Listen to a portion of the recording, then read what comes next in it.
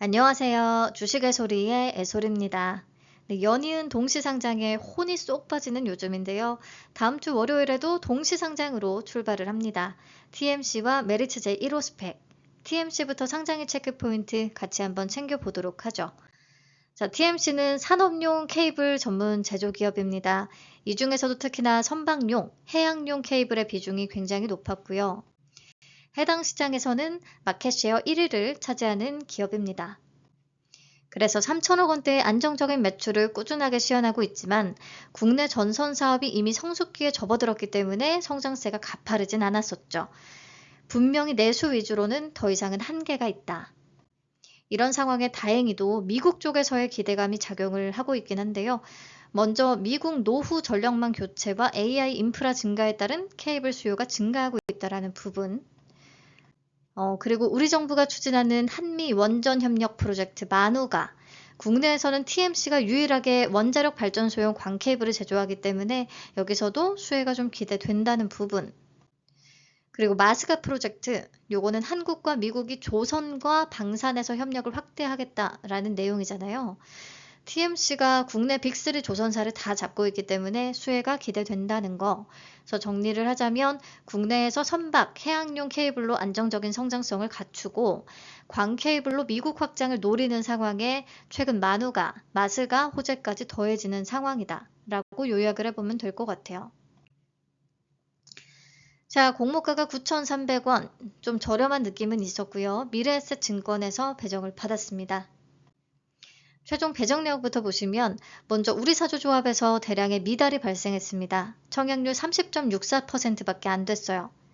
이게 TMC가 코스피로 상장을 하다 보니까 규정상 무조건 공모 물량의 20%를 우리사주에 먼저 배정을 하게끔 되어 있거든요. 그래서 청약률이 더 낮았을 것으로 보입니다.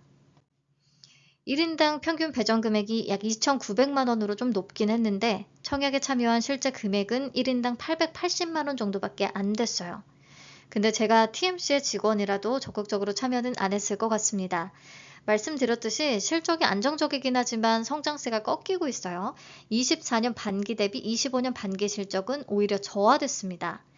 뭔가 조선업 피크에 대한 우려도 있을 것이고 마스가, 마누가 이런 것들은 아직은 실체가 없는 기대감 뿐인 거라 저라도 망설였을 것 같습니다.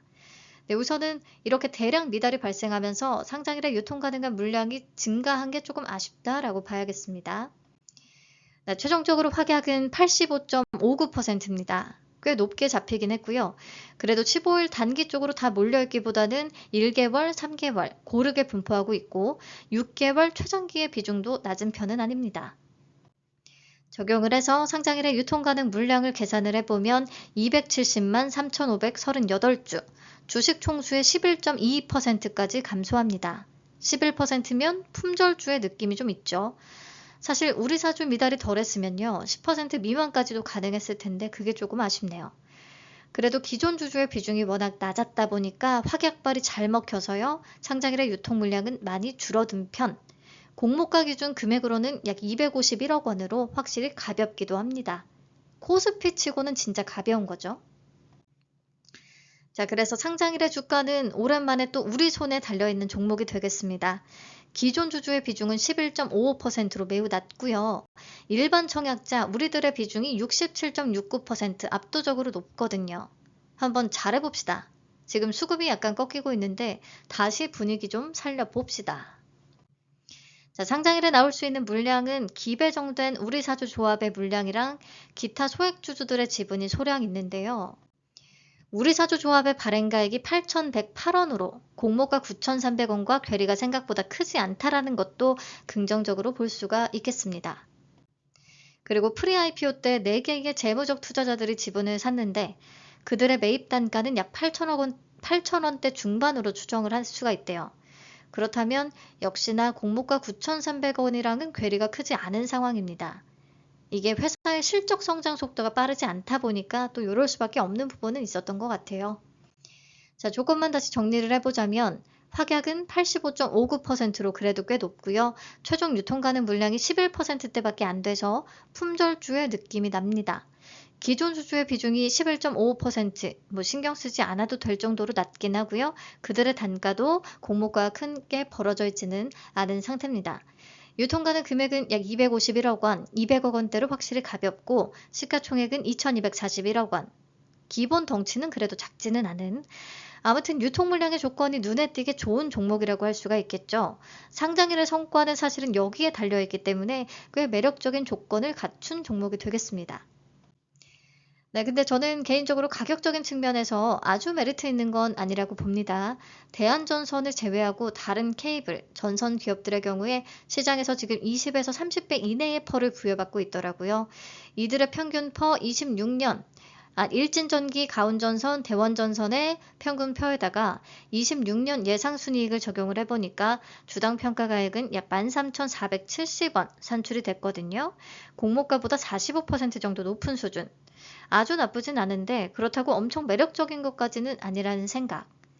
근데 유통 물량의 조건이 워낙에 매력적이니까 그에 따른 수급이 잘 붙어주기를, 그래서 오버슈팅이 매우 크게 나와주기를 바라고 있습니다. 자, 근데 수급 상황이 약간은 불안해지기는 했죠.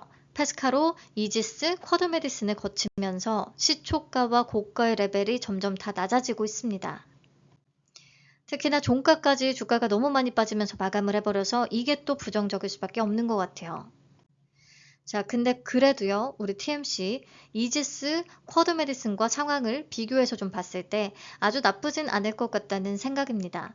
우선 동일하게 200억 원대였던 이지스는 TMC보다 기존 주주의 비중이 훨씬 높고 시가총액이 막 비교 대상인 웨이버스 대비해서 말도 안 되는 그런 느낌이 있었어요. 그럼에도 가벼워서인지 고가 기준으로 122%의 수익률을 기록해줬습니다. 마찬가지로 스펙이랑 동시에 상장을 했고요. 그리고 그 다음에 쿼드메디슨은 TMC보다 우선 유통 시총이 2배 이상 더 컸고요. 라파스 대비해서 시총 부담이 있었던 거는 마찬가지고요. 무려 스펙 2개와 총 3개 종목이 동시 상장이었는데 그래도 고가 기준으로 약 80% 수준은 기록을 해줬거든요. 자, 그렇다면 TMC는 이 중에서 가장 가볍고 기존 주주의 비중도 매우 낮고 이지스처럼 섹터 매력이 떨어지지도 않고 가격 메리트가 말도 안 되는 수준도 아니고 세 종목 동시 상장도 아니고, 이런 것들을 조합해서 생각을 했을 때 약간 분위기가 꺾였다고 하더라도 150% 이상은 기대를 해볼 수 있지 않겠나라는 개인적인 의견입니다. 개인적인 기대이자 의견. 네, 그리고 올해 200억 원대 종목들은 이지스 영상에서도 얘기를 했었는데 보통 가격 부담이 너무 심하다, 이건 전혀 아니다 정도의 종목이 아니라면 고가 기준 150% 이상은 기록을 해줬었거든요. TMC는 그래도 국내에서 선박, 해양용 케이블 1위 사업자이기도 하고 가격이 말도 안 되는 수준까지는 아니라고 보기 때문에 150% 이상의 기대치를 좀 잡아봅니다.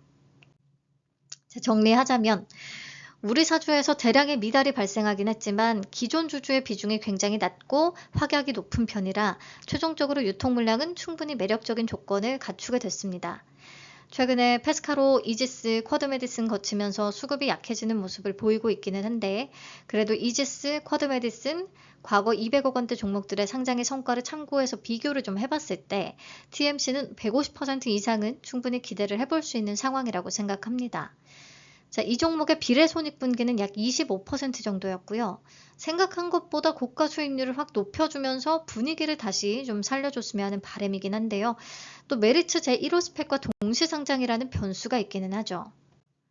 자, 메리츠 제1호는 최종적으로 확약은 3.66%로 낮은 편이고 그래서 유통가능 금액이 107억 원 정도로 막 사이즈가 가벼워지거나 사이즈 매력이 있는 스펙까진 아니긴 합니다.